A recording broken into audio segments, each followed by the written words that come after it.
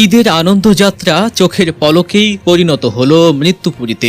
গাড়িতে আমার মেয়ে আছে ভাই। এখন ভাবুন তো, বাড়ি ফেরার আনন্দে থাকা মানুষগুলো যখন হঠাৎ করেই বুঝতে পারলো তাদের বাসটি নদীর অতল গহ্বরে তলিয়ে যাচ্ছে, কেমন ছিল সেই ভয়ঙ্কর মুহূর্তটি। রাজবাড়ীর গোয়ালন্দের দৌলদিয়ায় 52 যাত্রী নিয়ে পদ্মা নদীতে তলিয়ে গেছে যাত্রীবাহী বাস। এই ঘটনায় সড়ক পরিবহন ও সেতুমন্ত্রী শেখ রবিউল আলম আটক হয়েছে। দুর্ঘটনার 1 ঘন্টা পরে এখানে যে রেকার, যেটা মানে কি কিছু পড়ে গেলে নদীতে পরে উদ্ধার কাজ চালানো হবে, সেটা প্রায় 1 ঘন্টা পরে আসছে। সেটা যদি নিয়মের টাইম মতো আসতো, যদি সাথে সাথে 5 মিনিটের ভিতরে আসতো, হয়তো 55 জন যাত্রী সকলেই বাঁচতে পারতো। দৌলদিয়া ফেরিঘাটে বাস ডুবে চোখের সামনে শেষ হয়ে গেল 40-50 জন মানুষ। কোনো মতে বেঁচে ফিরে ছেলেটা সমানে ডেকে যাচ্ছে, মারে ও মা তুমি কই। এই দৃশ্য দেখার পর নিজেকে কন্ট্রোল করতে পেরেছেন এমন মানুষের সংখ্যা নেই বললেই চলে। শুধু দৌলদিয়াতেই নয়, গোটা দেশেই ঈদযাত্রায় মৃত্যুর মিছিল দেখা যাচ্ছে। এমন ভয়াবহ ঈদযাত্রা আগে কখনো দেখেনি দেশবাসী।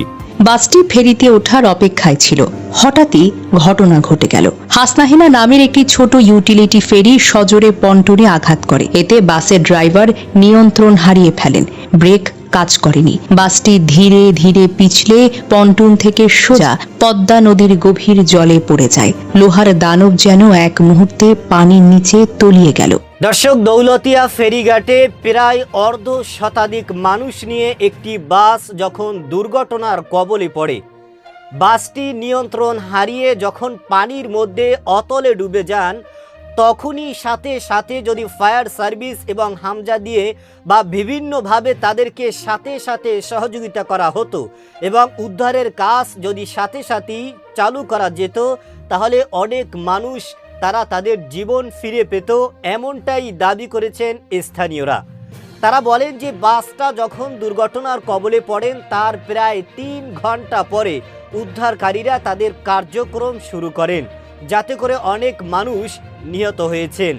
সুতরাং এই উদ্ধার কাজে অনিয়ম করার কারণে, উদ্ধার কাজে দেরি করার কারণে ইতিমধ্যে হাতে নাতে ধরা পড়েছেন সড়ক মন্ত্রী রবিউল।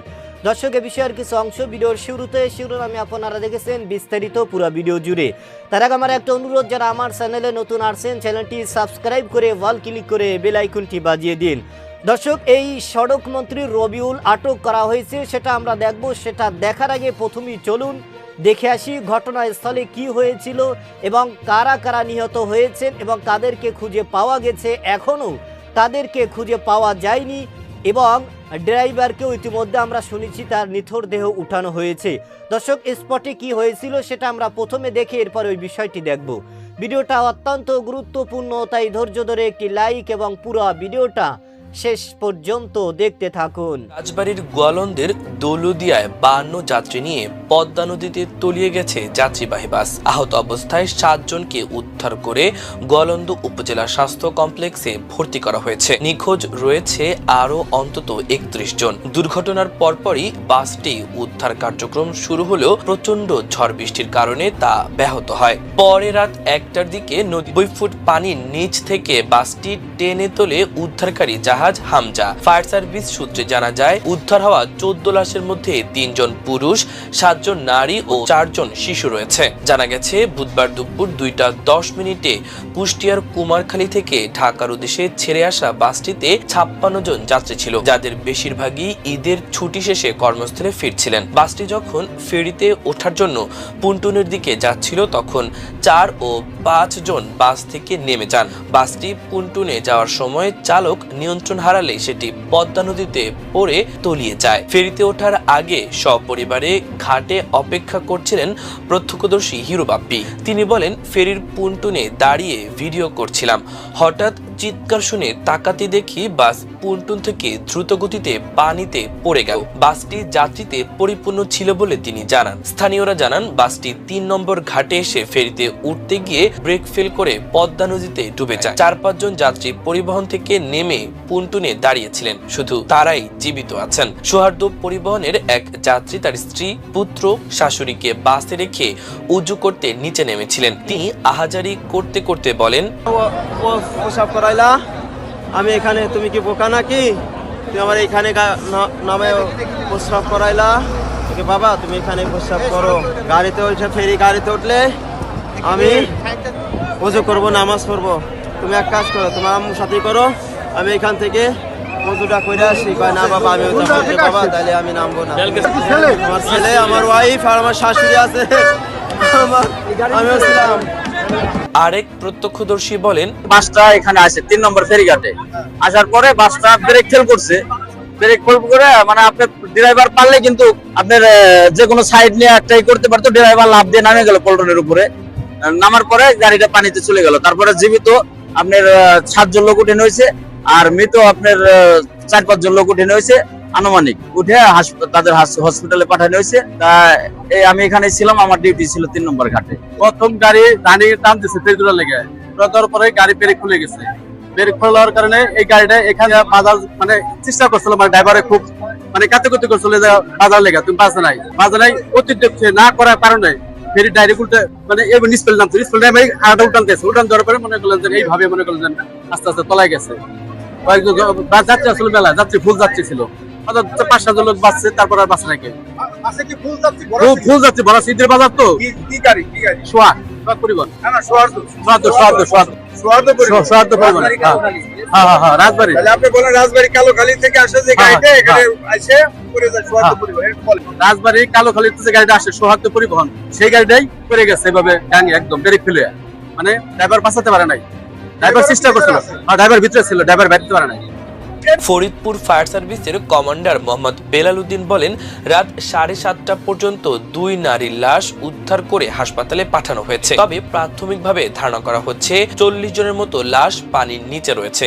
তিনি আরো বলেন, ফরিদপুর ফায়ার সার্ভিসের 2 জন ডুবুরি, 2 জন সহকারী ডুবুরি উদ্ধার কাজে অংশ নিয়েছেন। পাশাপাশি 5 সদস্য বিশিষ্ট ফায়ার সার্ভিসের একটি দল উদ্ধার কাজে অংশ নিয়েছে। সৌহার্দ্য পরিবহনের দৌলুদিয়া ঘাট প্রতিনিধি মনির হোসেন জানান, কুষ্টিয়ার কুমারখালী থেকে ঢাকাগামী বাসটিতে 50 থেকে 52 জন যাত্রী ছিল। বিকাল 5টার দিকে বাসটি দৌলদিয়ার 3 নম্বর ফেরিঘাটে পৌঁছালে 10 থেকে 12 জন যাত্রী বাস থেকে নিচে নেমে যান। অবশিষ্ট যাত্রীদের নিয়ে বাসটি ঢালু অ্যাপ্রোচ সড়ক দিয়ে ফেরিতে উঠতে যাচ্ছিল। এই সময় চালক নিয়ন্ত্রণ হারিয়ে ফেললে বাসটি সরাসরি পদ্মা নদীর গভীর পানিতে পড়ে তলিয়ে যায়। বাসটিতে অধিকাংশই পরিবারের সঙ্গে ঈদ আনন্দ শেষে কর্মস্থলে ফিরছিলেন। গোয়ালন্দ ফায়ার সার্ভিসের কমান্ডার ইয়াহিয়া খান জানান, বিকাল 5:30টার সময় খবর পেয়ে দ্রুত ঘটনাস্থলে এসে উদ্ধার কাজ শুরু করি। আমাদের ফায়ার সার্ভিস দলে ডুবুরি না থাকায় পাটুরিয়া থেকে ডুবুরির দল এসে উদ্ধার কাজ শুরু করেছে। ঢাকা ও ফরিদপুর থেকে আরো 2টি ইউনিট ঘটনাস্থলে আসে। তিনি আরো জানান, রাতে প্রচন্ড ঝড় বৃষ্টি হওয়ায় উদ্ধার অভিযান ব্যাহত হয়। পরে রাত 12:30টার দিকে বাসটি নদীর গভীর পানি থেকে টেনে তোলেন উদ্ধারকারী জাহাজ হাজা। বাস নদীতে পড়ে নিখোঁজের সন্ধানে পদ্মার পাড়ে ভিড় করেন স্বজনরা। নিখোঁজদের স্বজনরা আহাজারি করছেন। তাদের কান্না আর আহাজারিতে ভারী হয়ে ওঠে পরিবেশ। দর্শক, আপনারা জানেন দৌলতিয়া ফেরিঘাটে প্রায় 1/2 শতাধিক মানুষ নিয়ে একটি বাস যখন দুর্ঘটনার কবলে পড়েন, যখন নিয়ন্ত্রণ হারিয়ে পানির মধ্যে অতলে ডুবে যান, তখন এই দৃশ্য দেখে চোখে পানি আসে নাই এমন মানুষ খুব কমই পাওয়া যাবে। কারণ ঈদের আনন্দ নিয়ে যখন তারা বাড়িতে এসেছেন এবং ঈদের আনন্দ শেষ করে যখন তারা তাদের গন্তব্যে, তারা তাদের চাকরিতে এবং তারা তাদের কর্মজীবনে ফিরতে গিয়েছিলেন, তখনই তাদের জীবনের এটা শেষ যাত্রা ছিল এবং এটাই তাদের জীবনের শেষ সফর ছিল। এটা তারা কোনোভাবেই বুঝতে পারে নাই।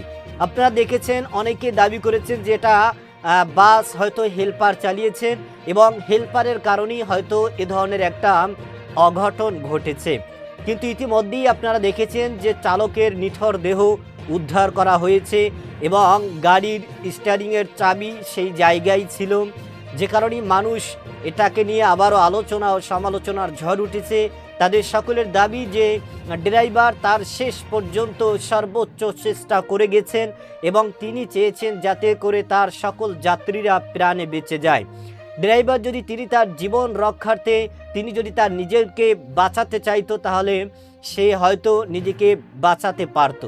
কিন্তু ড্রাইভার যেই পাশে ছিল সেই পাশে কিন্তু পানির মধ্যে আগে পড়ে যায়, যে কারণে হয়তো ড্রাইভার তিনি নিজেও তার জীবন দিতে হয়েছে। দর্শক, এই যে দুর্ঘটনা বাংলার জমিনে এবং বাংলাদেশে এবছর ঈদের যে ধরনের দুর্ঘটনা হয়েছে, যে ধরনের অঘটন হয়েছে, বাংলাদেশে এমন দুর্ঘটনা হয়তো এর আগে আপনারা কখনো দেখেননি।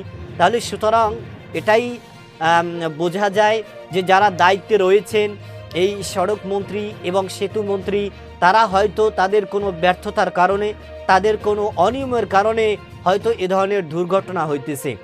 এবং যেই সমস্ত ড্রাইভাররা তারা তাদের লাইসেন্স নিয়ে ড্রাইভারি করতেছে, তারা কি তাদের যোগ্যতায় লাইসেন্স পাইতেছে, নাকি টাকা দিয়ে ঘুষ দিয়ে বিভিন্নভাবে তারা তাদের লাইসেন্স সংগ্রহ করতেছে, এটা এদেশের জনতার দাবি। এদেশের জনতার কথা হচ্ছে, যারাই যোগ্য এবং যারা আসলেই প্রকৃত দক্ষ রয়েছেন, তাদের কি যেন লাইসেন্স দেওয়া হয়, টাকার কাছে যেন কোনো লাইসেন্স বিক্রি করা না হয়, এবং তাদের একটা মানুষের ভুলের কারণে যেন হাজার হাজার মানুষের জীবন দিতে না হয়। দর্শক, এ ধরনের ঘটনা আর বাংলাদেশে না ঘটুক, এ ধরনের ঘটনা যাতে করে আর বাংলাদেশের মানুষের দেখতে না হয়, এজন্য বাংলাদেশের সকলের দাবি যে যারাই ড্রাইভার রয়েছেন, যারাই চালক রয়েছেন, তারা যেন আসলেই অভিজ্ঞ হয়, দক্ষ হয়, এবং তাদের অভিজ্ঞ দেখে, তাদের দক্ষ দেখে যেন তাদেরকে সেইভাবে লাইসেন্স দেওয়া হয়। দর্শক, এ ব্যাপারে আপনার কি মতামত সেটা আমাদের কমেন্ট সেকশনে অবশ্যই জানাবেন। আজ এ পর্যন্তই। সুস্থ থাকবেন, ভালো থাকবেন। দেখা হবে আগামী কোনো ভিডিওতে, কথা হবে নতুন কোনো বিষয় নিয়ে। সে পর্যন্ত ভালো থাকবেন। খোদা হাফেজ।